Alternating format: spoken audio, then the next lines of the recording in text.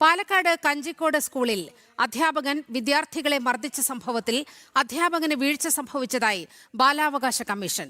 Kanjikode government HSSലെ കായികാധ്യാപകൻ Sadiq കുട്ടികളെ മർദ്ദിച്ച സംഭവത്തിൽ ബാലാവകാശ കമ്മീഷൻ അംഗങ്ങൾ തെളിവെടുപ്പ് നടത്തി.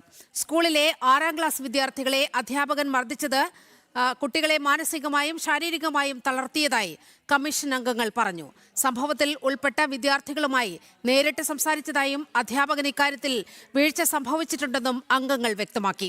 അന്വേഷണ റിപ്പോർട്ടിന്റെ അടിസ്ഥാനത്തിൽ തുടർ നടപടികൾ സ്വീകരിക്കുമെന്ന് കമ്മീഷൻ അംഗങ്ങളായ advocate B Mohankumar, doctor F Wilson, KK Shaju എന്നിവർ വ്യക്തമാക്കി. ഈ സ്കൂളിലെ 6 ക്ലാസ്സിൽ പഠിക്കുന്ന കുട്ടികളെ ഒരു അധ്യാപകൻ വളരെ മോശമായ രീതിയിൽ ഉപദ്രവിച്ചു എന്നുള്ളതാണ്. വടികൊണ്ട് അടിക്കപ്പെട്ടുവെന്നും കുട്ടികളെ മാനസികമായും ശാരീരികമായും തളർത്തി എന്നുള്ളതാണ് ഞങ്ങൾ കുട്ടികളിൽ നിന്നും മനസ്സിലാക്കപ്പെട്ടത്.